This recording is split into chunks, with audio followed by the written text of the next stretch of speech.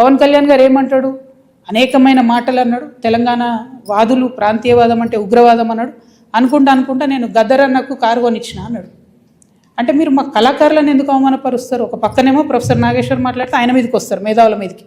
ఇంకో పక్క కళాకారులు. అసలు మీరు కూడా కళాకారుడే కదా, మీరు సినిమా యాక్టరే కదా. మీరు సినిమా యాక్టర్గా మీకు ఎట్లా వస్తుంది జీవనాధారం? ఏ సినిమాకైనా హయ్యెస్ట్ ఇన్కమ్ నైజాం నుంచే వస్తుంది. అంటే మా తెలంగాణ బిడ్డలు చూసే టికెట్లతోనే మీ సినిమాలు నడుస్తాయి.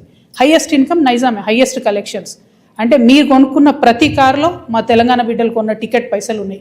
మీరు కొనుక్కున్న ప్రతి భూమిలో మా తెలంగాణ బిడ్డలు కొన్న టికెట్ పైసలు ఉన్నాయి. మీరు మా గద్దరన్నను పట్టుకొని నేను కారు కొనిచ్చినానని ఆయన చనిపోయాడు. మీరు కొనిచ్చిరో కొనియలేదో ఎవరు తెలియదు. కానీ జనరల్గా ఏమంటారంటే మనం ఒక మంచి పొజిషన్లో ఉన్నప్పుడు కుడి చేత్తోని దానం చేస్తే ఎడమ చేతికి తెలియద్దు అంటారు. అప్పుడెప్పుడో కారు కొనిచ్చి గప్పాలు కొట్టుకునేది మీరు కొంటే కొన్నారు కావచ్చు, పెద్ద ముచ్చటేముంది.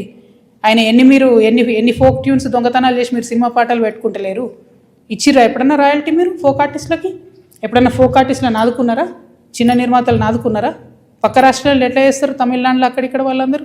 నేను ఎందుకు ఈ మాట చెప్తా ఉన్నా అంటే మీరు ఒకటంటే మేము 100 అనాల్సి వస్తుంది. ఒక పక్కనేమో ఇట్లా సమైక్యవాదుల దాడి మన మీద పెరుగుతుంటే ఇక మన కర్మానికి మనకు ముఖ్యమంత్రి ఉన్నాడు, ఆయనకు తెలంగాణ అంటే తెలియదు, తెలంగాణ నీళ్ళంటే తెలియదు. మేము ఎంటబడి కొట్లాడి మా పార్టీ పెట్టినాక కరెక్ట్ వారం లోపల పాలమూరు రంగారెడ్డిలో పెద్ద సభ పెట్టి మన నీళ్ళు పోతున్నాయ్యా మొత్తం ఎత్తుకపోతున్నారు ఆంధ్రోళ్ళు, మీరు ఏమైనా చేయండి అని లొల్లి పెడితే నిన్న ముఖ్యమంత్రి గారు పోయి 2 రోజులు ఫస్ట్ టైం పాలమూరు బిడ్డ అయి ఉండి 30 నెలల నుంచి ఆయనకు తీరిక దొరకలేదట. నిన్న ఫస్ట్ టైం పోయి పాలమూరు ప్రాజెక్టుల మీద రివ్యూ చేసి ఏం మాట్లాడతాడు ఆయన?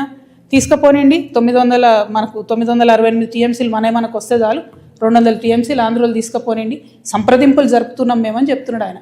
రేవంత్ రెడ్డి గారు మీకు నీటి మీద అవగాహన లేకపోతే అవగాహన ఉన్న వాళ్ళతో మాట్లాడండి.